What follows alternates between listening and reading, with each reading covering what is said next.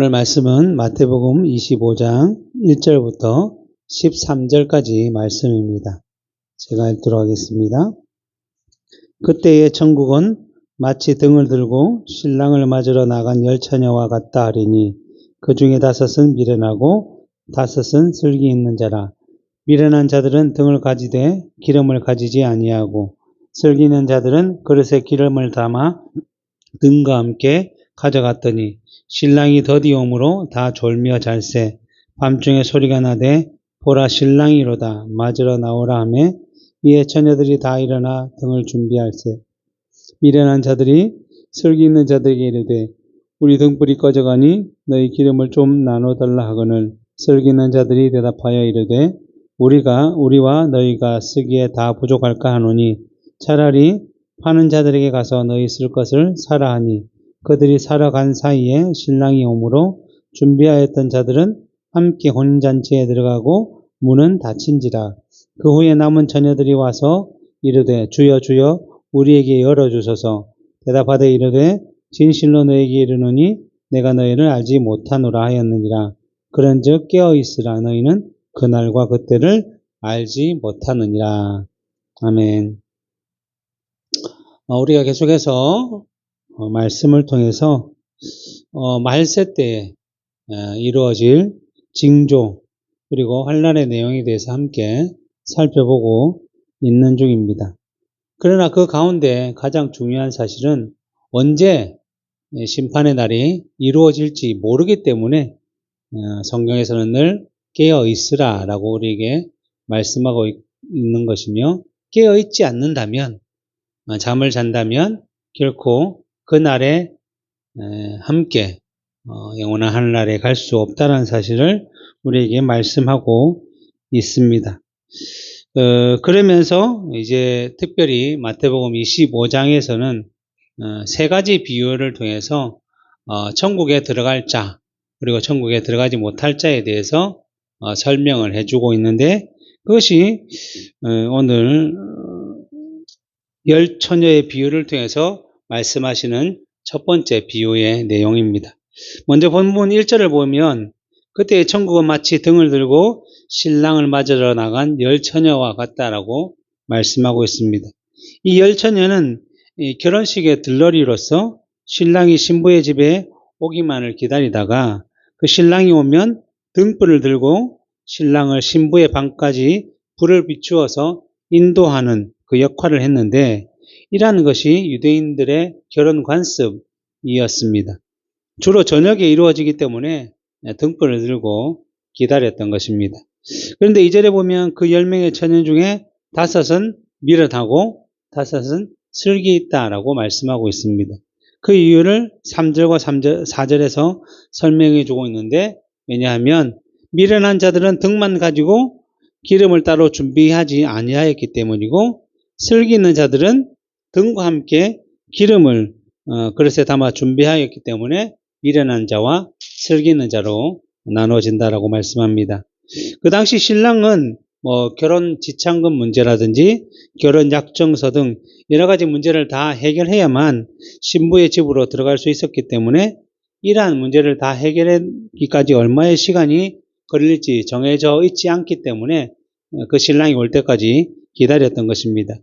그러기에 신부의 들러리들은 충분한 기름을 준비하여서 신랑이 늦게 올 것에 대한 대비, 준비를 했어야 했는데, 미련한 처녀 5은 그것을 준비하지 아니하였기 때문에 미련하다라고 말씀하는 것이고, 슬기 있는 처녀들은 그것을 알고 대비하기 위해 기름의 그릇을 준비했기 때문에 슬기 있다라고 말씀하는 것입니다. 그리고 미련한 자들의 미련을 드러내고자 한 것처럼 오늘 5절에 보면 신랑이 점점 늦어지고 있고, 그로 인해서 열 처녀 모두가 피곤하여서 졸고 자고 있는 상황이어서 기다리고 있던 모든 처녀들의 기름은 점점 줄어들고 있는 상태가 되었습니다. 그런데 갑자기 신랑이 왔으니 맞으러 나오라라고 하는 소리가 나서 열 처녀가 이제 등을 들고 신랑을 맞이하러 가려고 하는데, 미련한 자들의 기름이 다 되어서 등불이 꺼져가므로 슬기 있는 자들에게 너희 기름을 좀 나누어 달라, 함께 쓰자라고 말을 하자 슬기 있는 자들이 너희와 우리가 다 함께 쓰기는 기름이 부족하니 파는 자들에게 가서 기름을 사는 것이 낫겠다라고 말을 했습니다. 그래서 미련한 자들이 뒤늦게 기름을 사러 가게 되었고, 그러는 동안에 신랑이 왔기 때문에 등과 기름을 준비했던 슬기 있는 처녀들은 신랑과 함께 혼인잔치에 들어가고 그 이후에는 문이 닫히게 된 것입니다. 마치 노아의 방주가 문이 닫히고 심판이 이루어진 것처럼 닫히게 된 거죠. 그 후에 뒤늦게 기름을 사가지고 온 미련한 처녀들이 와서는 주여 주여 우리가 왔으니 문을 열어 주십시오라고 외쳤지만 그 예수님의 신랑의 대답은 내가 너희를 알지 못하노라 라는 말만 듣게 되었습니다. 그리고는 13절에 비유를 마치면서 그런즉 깨어 있으라 너희는 그날과 그때를 알지 못한다 라고 말씀하십니다. 이것이 이제 오늘 본문 내용의 줄거리인데 하나씩 우리가 다시 한번 더 자세하게 살펴보면 먼저 1절 이전에 그때 천국은 마치 등을 들고 신랑을 맞으러 나간 10처녀와 같다 하리니 그 중에 5은 미련하고 5은 슬기 있는 자라라고 말씀하고 있습니다. 여기서 신랑을 기다리는 10처녀 가운데 슬기 있는 자가 5명, 미련한 자가 5명씩 나눠졌다고 해서 천국에 들어갈 사람과 천국에 들어가지 않을 사람은 반반이다. 우리는 지금 한 70억 정도 되니까 35억은 천국에 들어가고 35억은 천국에 들어가지 못한다. 이런 의미가 아니라 그냥 예를 들고 있다라고 보시면 될 것 같습니다. 근데 이제 슬기 있는 자와 미련한 자는 반드시 있다라는 것이죠. 근데 우리가 더 주목해야 될 것은 뭔가 하면 이 숫자에 대한 의미보다는 주의 재림을 기다리는 성도들인 이 교회 안에, 그러니까 주를 기다리는 자들 중에 얘기하는 거죠. 주를 기다리는 성도들 가운데 교회 안에 슬기 있는 사람과 미련한 사람이 같이 존재한다는 거예요. 그래서 미련한 처녀들이 비록 혼인잔치에 들어가지는 못했지만 그들도 역시 신랑이신 예수 그리스도를 맞이하고자 기다리고 있었다라는 것을 알려주고 있기 때문에 예수를 전혀 모르는 자들은 아니라는 것이죠. 어느 날로 하면 이 교회 안에 앉아서 같이 예배를 드리고 교회 생활을 하는 자들 가운데 슬기 있는 자와 미련한 자가 같이 존재한다는 것입니다. 그러게 지금 본문에 나오는 미련한 자들은 예수님 당시로 보면 마태복음 23장, 24장을 통해서 바리새인들과 서기관들과 같은 종교 지도자들과 또 그들의 가르침을 따르면서 하나님이 주신 말씀인 율법의 뜻과 본질은 외면한 채 그냥 하나님의 백성, 선민이라는 헛된 자부심으로 다른 민족을 다 이방인이라고 부르며 무시하고 겉모습만 치장하는 외식하고 있는 그러한 모든 유대인들, 그러한 사람들이라고 할 수 있는 것입니다. 그러므로 미련한 5 처녀들이 신랑을 기다리기 위해 등을 가졌지만 그 등을 계속적으로 밝혀줄 기름은 소유하지 않았기 때문에 혼인잔치에 들어가지 못했던 것처럼 이러한 자들도 겉으로는 하나님의 율법을 가지고 지키는 자로서의 삶을 사는 것처럼 보였지만 실제로는 그 내용과 본질을 지키지 못하고 있었기 때문에 예수님으로부터 늘 화 있을진저 외식하는 서기관과 바리새인들아 라는 책망을 받았던 것입니다. 그리고 이러한 외식의 모습을 대표적으로 보여주고 있는 것이 우리가 이전에도 살펴본 영생을 구하러 온 부자 청년의 내용과 같은 것이죠. 이 한 부자 청년이 영생을 얻고자 예수님을 찾아와서는 어떻게 하면 내가 영생을 얻을 수 있겠습니까? 라고 묻자 예수님께서 그럼 하나님의 주신 계명을 잘 지켜라 라고 말씀해 주셨습니다. 이러한 예수님의 말씀에 이 부자 청년은 아니 내가 어려서부터 이 계명을 다 잘 지켰습니다 라고 자신 있게 대답했습니다.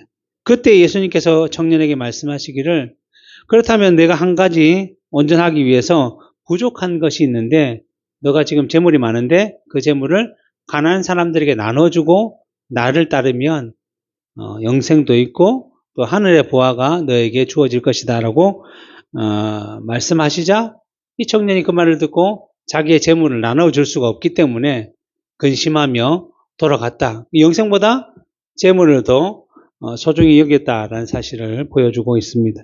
이 말은 곧 하나님을 사랑하고 내 이웃을 내 몸과 같이 사랑하라라고 하신 예수님의 말씀처럼 내 이웃을 내 몸과 같이 사랑하는 열매를 맺지 못했던 것이죠. 그리고 내 이웃을 내 몸과 같이 사랑하는 열매를 못 맺었다는 것은 하나님을 사랑하지 못했다라는 증거를 보여주고 있는 것입니다. 그래서 예수님께서는 이 부자 청년이 돌아간 후에 재물이 있는 자는 하나님 나라에 들어가기가 어려운데 마치 낙타가 바늘귀로 들어가지 못하는 것처럼 어렵다라고 말씀하신 것입니다. 이처럼 하나님을 믿는다고 교회를 다닌다고 말은 하지만 그 각자의 삶 속에서 하나님보다는 예수님보다는 재물을 또 말씀보다는 세상의 가치와 기준과 방식을 더 따라다니며 살아가는 사람은 바로 이러한 삶을 살 수밖에 없다는 것이고 마태복음 13장의 표현으로 보면 가시떨기에 뿌려졌다는 것은 말씀을 들으나 세상의 염려와 재물의 유혹에 말씀이 막혀서 결실하지 못하는 자와 같다라고 하는 그 말씀처럼 이러한 사람들이 바로 오늘 본문에서 등은 가지고 있지만 기름은 준비하지 못한 그러한 사람과 같은 미련한 사람이다라고 말씀하는 것입니다. 외적으로는 하나님을 알고 신앙생활을 하는 것처럼 보이지만 그 속에 참된 본질에 대한 내용이 없기 때문에 하나님 말씀대로 살아가고자 하는 열심도 없고 그래서 열매를 맺지 못한다는 것입니다.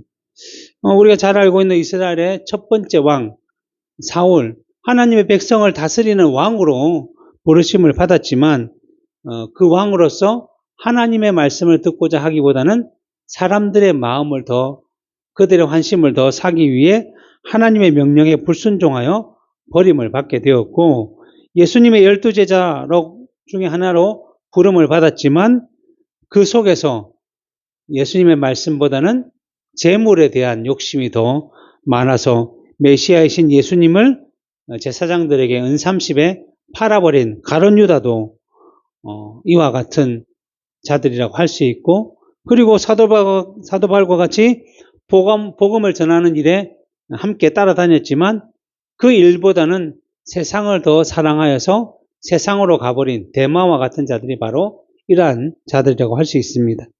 이러한 사람들은 마치 등을 들고 있기 때문에 하나님을 믿고 있는 것처럼 구원을 받은 것처럼 행세하지만 결국에는 그들이 혼인잔치 자리인 그 천국에 들어갈 만한 기름을 준비하지 못한 사람이라는 것을 그들의 삶을 통해서 열매로 나타내 보이고 있다라고 말씀하고 있는 것입니다. 그래서 오늘 본문 5절부터 6절에 보면 신랑이 더디 오므로 다 졸며 잘새 밤중에 소리가 나되 보라 신랑이로다 맞으러 나오라 라고 말씀하고 있습니다. 어떻게 보면 사람들의 생각에 예수님께서 다시 오시는 것이 좀 너무 늦고 더디 오는 것 같고 예수님이 그 성육신 하셔서 구원을 이루신 이후에 지금 2000년이 넘게 지났는데도 아직 오지 않으시니까 우리가 사는 날 동안에는 오지 않는 것이 아닐까라고 생각하며 사람들이 마치 그러한 생각에 빠져서 졸며 잘 수 있다라는 것이죠. 여기서 졸며 잔다는 것은 하나님의 백성들은 언제나 이 세상의 목적이 아니기 때문에 언제나 이 세상을 살아가지만 이 세상에 속하지 아니한 사람, 아니하고 곧 떠날 사람, 결국 이제 나그네와 외국인처럼 살아가야 하는데 그 마음을, 그 생각을 하늘에 두고 살아가야 하는데 죄된 본성의 악함과 사단의 유혹과 미혹에 빠져서는 하늘의 원리가 아닌 세상의 원리와 가치에 마음을 더 빼앗기며 사는 것이 곧 졸며 자는 것이다 라고 말할 수 있는 것입니다. 그래서 마태복음 6장의 표현처럼 하늘의 보화를 쌓으며 살아가야 하는데 이 세상에다가 보화를 쌓으며 살아가는 것을 의미하는 것이죠. 근데 우리는 좀 죄인이고 또 아직 믿음이 연약하기 때문에 언제든지 이러한 유혹과 미혹에 넘어져서 우리가 가야 할 바, 또 살아야 할 말씀대로 살지가 않고 세상의 것을 따라 살 때가 많이 있다라는 것입니다. 그래서 이제 우리도 때로는 졸고 때로는 자고 이러한 삶을 살 수 있다는 거죠. 이러한 우리들에게 늘 사단의 세력들은 유혹하고 미혹해서 계속 졸고 계속 자도록 만들고자 한다는 것입니다. 그래서 베드로후서 3장 3절부터 4절에 보면 먼저 이것을 알지니 말세에 조롱하는 자들이 와서 자기의 정욕을 따라 행하며 조롱하며 이르되 주께서 강림하신다는 약속이 어디 있느냐? 조상들이 잔 후로부터 만물이 처음 창조될 때와 같이 그냥 있다. 왜요? 예수님은 한다고 해놓고 아직도 오지 않는다라고 하면서 재림을 기다리는 성도들을 조롱하고 비난하면서 왜 일어나지도 않은 재림을 기다리며 너희들은 힘들게 살아가고 있느냐라고 하면서 그냥 우리와 같이 그냥 기쁘게 이 세상에서 즐기면 되지라고 우리를 유혹하고 있다는 것입니다. 그러나 재림에 대해서 베드로후서 3장 8절부터 12절에 분명하게 말씀하고 있는데 사랑하는 자들아 주께는 하루가 천년 같고 천년이 하루 같다는 사실을 잊지 말라. 주의 약속은 어떤 이들이 더디다고 생각하는 것 같이 더딘 것이 아니라 오직 주께서는 너희를 대하여 오래 참으사 아무도 멸망하지 아니하고 다 회개하게 이르기를 원하시느니라. 그러나 주의 날이 도둑같이 오리니 그 날에는 하늘이 큰 소리로 떠나가고 물질이 뜨거운 불에 풀어지고 땅과 그 중에 있는 모든 일이 드러나리로다. 이 모든 것이 이렇게 풀어지리니 너희가 어떠한 사람이 되어야 마땅하냐? 거룩한 행실과 경건함으로 하나님의 날이 임하기를 바라보고 간절히 사모하라. 반드시 주의 때가 임한다는 것입니다. 심판은 안 일어나는 것이 아니라 주께서 너무 은혜로우시고 인자하시고 노하기를 더디하시기 때문에 자기 백성들이 다 회개하기까지 주의 복음이 전파되어서 하나님이 정하신 모든 백성들이 다 믿기까지 참으시는 것이죠. 그리고 참으셔서 그들이 다 복음을 받아들이게 되면 갑자기 신랑이 오듯이 주의 날이 도적같이 임할 것인데 너희들은 어떻게 살아가야 되느냐? 경건함으로 거룩한 행실과 경건함으로 하나님의 날이 임하기를 사모함으로 다시 말하면 깨어 기도함으로 기다려야 한다라고 말씀하는 것입니다. 그렇게 된다고 한다면 신랑이 왔으니 맞으러 나오라라는 소리에 졸며 자던 처녀들이 다 일어났는데 중요한 것은 7절부터 9절에 보면 이에 그 처녀들이 다 일어나 등을 준비할 새 다 일어났는데 문제는 뭐냐면 미련한 자들이 슬기 있는 자들에게 이르게 우리의 등불이 꺼져가니 너의 기름을 좀 나눠달라 하거늘 슬기 있는 자들이 대답하여 이르되 우리가 너희와 쓰기에 다 부족할까노니 차라리 기름 파는 자들에게 가서 너희 쓸 것을 사라. 결국 뭐예요? 미련한 자들은 기름을 준비하지 못했기 때문에 신랑이 왔을 때 그걸 쓰지 못했다는 거죠. 근데 슬기 있는 자들은 미리 기름을 다 준비했기 때문에 신랑이 왔을 때도 여전히 등불을 밝힐 수 있는 기름을 가지고 있었다는 거죠. 그리고 미련한 처녀들은 어찌할 바를 몰라서 자기의 등불이 꺼져가니 슬기 있는 처녀들에게 좀 나눠달라라고 요구하고 있는데 어떻게 보면 이 미련한 처녀들은 진리에 대한 깨달음이 전혀 없기 때문에 미련했기 때문에 그 믿음으로 준비를 하지 못했기 때문에 이 기름이 누구로부터 오는 것인지를 깨닫지 못했던 거죠. 만약 슬기 있는 처녀들이 신랑이고 메시아였다면 그 기름을 나눠줄 수 있겠죠. 왜냐하면 예수님이 십자가에 달리실 때 한편 강도가 주여 주님께서 주의 나라에 가실 때 나를 생각해 주십시오 하니까 예수님이 오늘 밤도와 내가 낙원에 있으리라 라고 말씀해 주셨듯이 그 슬기는 처녀들이 메시아였다면 이렇게 말할 수 있지만 그들은 메시아를 기다리는 자들이지 메시아가 아니었던 거죠. 그러니까 이들이 슬기 있는 자들에게 아무리 기름을 나눠달라고 해도 기름을 나눠줄 수가 없었던 것이죠. 이처럼 신앙이라는 것은 많이 소유한 자가 적게 소유한 자들에게 나누어 줄 수 있는 것이 아니며 또 각자가 이룬 것이 아니라 우리도 값없이 받는 것이기 때문에 우리의 소유물도 아니라는 것을 분명히 밝혀주고 있습니다. 그런데 미련한 자들은 이러한 사실을 알 리가 없기 때문에 기름을 나누어 달라고 했던 것이며, 이처럼 한 사람의 신앙이 다른 사람의 구원까지 책임지는 것은 결코 아니라는 거죠.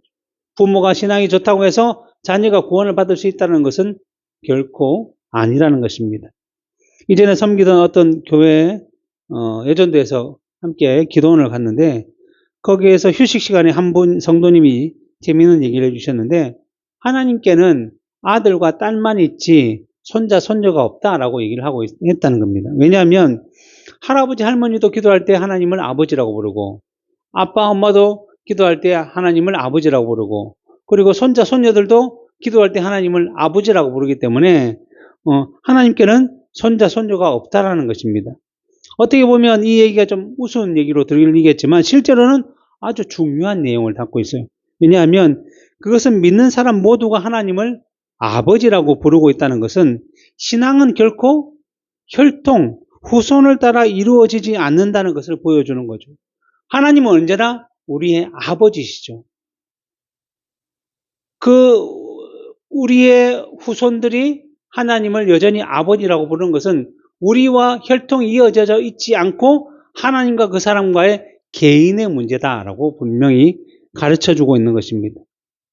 그래서 아버지가 아브라함의 후손이면 자녀는 당연히 아버지를 따라 아브라함의 후손이 되는 것이 혈통, 육신을 따르는 것이지만, 유대인들은 그러한 착각에 빠져서 우리는 아브라함의 후손이고 하나님의 백성이기 때문에 우리는 이미 구원을 받았다, 그런 논리로 다른 민족을 무시하고 이방인들을 멸시했던, 그러면서 자기들은 그 말씀대로 살지 못하고 그냥 외식적으로 형식적으로 살아가면서 자기 자랑만 살다가 결국에는 자기들을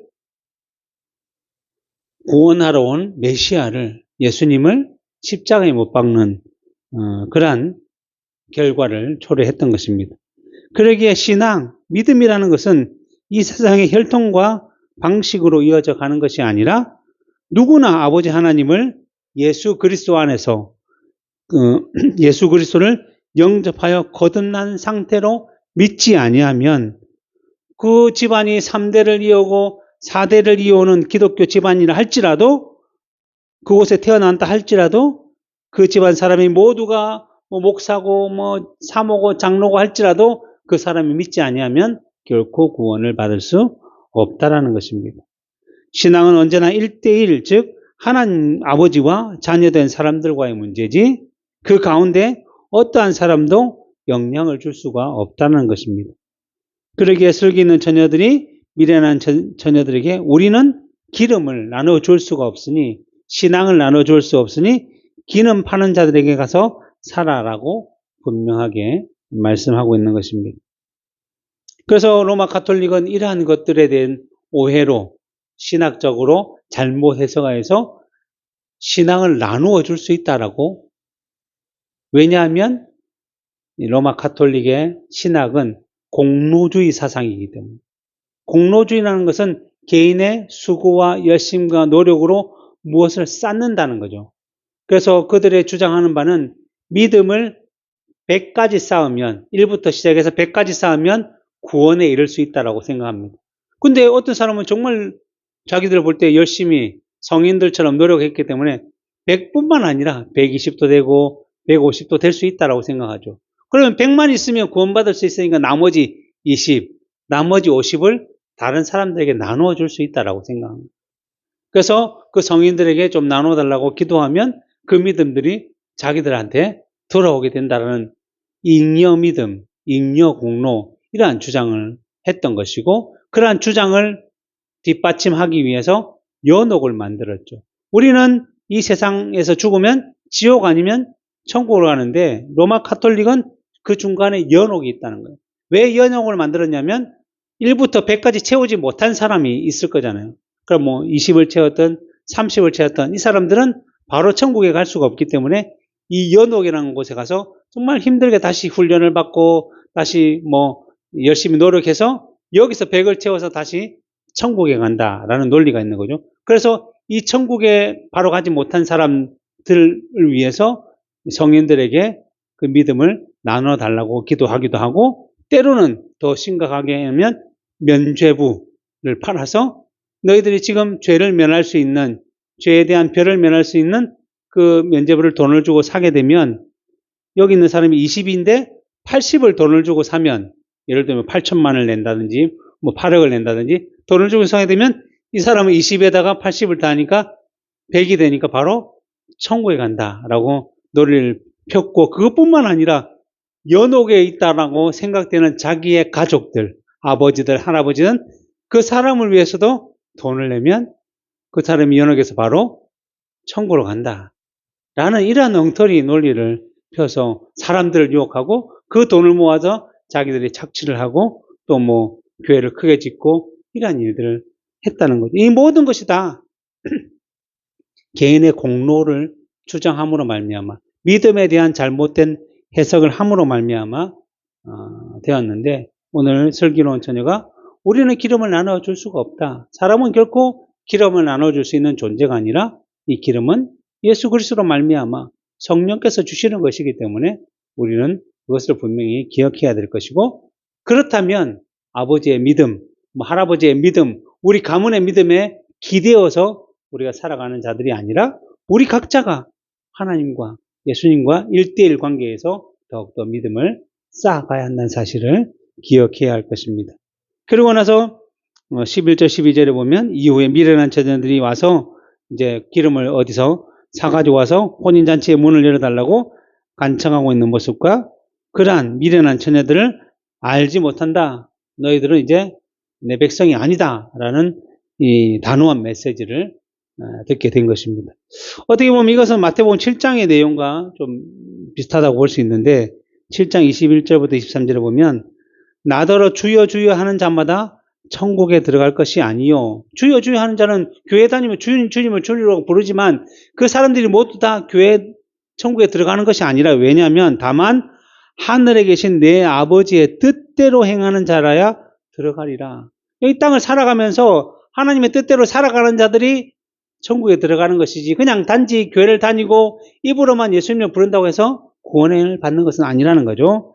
그날에 많은 사람이 나더러 이르되 주여 주여 우리가 주의 이름으로 선지자 노릇하며 주의 이름으로 귀신을 쫓아내며 주의 이름으로 많은 권능을 행하지 아니하나이까 하리니. 그러니까 교회 다니면서 내가 뭐 봉사도 많이 하고 내가 뭐 예배도 많이 참석하고 헌금도 많이 하고 뭐 사람들도 많이 데리고 왔고 전도도 많이 했고, 이런 여러 가지 능력, 뭐 외적인 것을 얘기하지만 실제로 외적인 것이 중요한 것이 아니라는 거예요.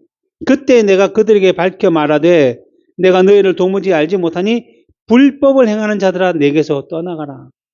이들이 왜 불법을 행했느냐 하면, 마치 그 바리새인과 종교 지도자들이 율법을 잘 지키는 것처럼 보였지만 실제로는 율법이 아니라 자기 자랑을 일삼았던 것처럼, 이 개인의 자랑을 일삼은 사람들은 결코 구원에 이를 수 없고, 하나님의 뜻대로 행하는 자들, 뜻대로 살아가는 자들이 구원에 이른다는 것입니다. 그리고 하나님의 뜻대로 행하는 것이 무엇인가, 그 다음 절에 설명해 주고 있는데, 그러므로 누구든지 나의 이 말을 듣고 행하는 자는 어떤 사람이냐면 그 집을 반석 위에 지은 지혜로운 사람 같으니, 비가 내리고 창수가 나고 바람이 불어 그 집에 부딪히되 무너지지 아니하니 이는 주추를 반석 위에 놓은 까닭이요.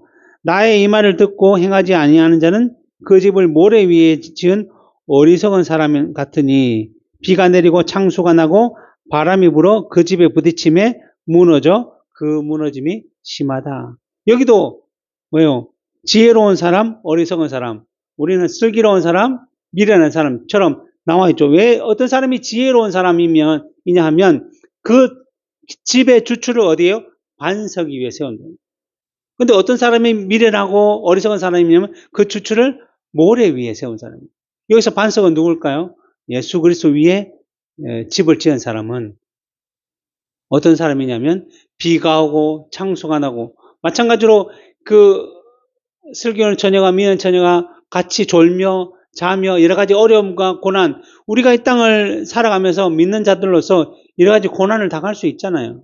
교회에 있는 모든 사람들이 다 그런 어려움과 고난을 당하는데, 어떠한 사람이 그 고난에서 견디고 이길 수 있냐면 주추를 예수 그리스도의 위에 세운 사람들.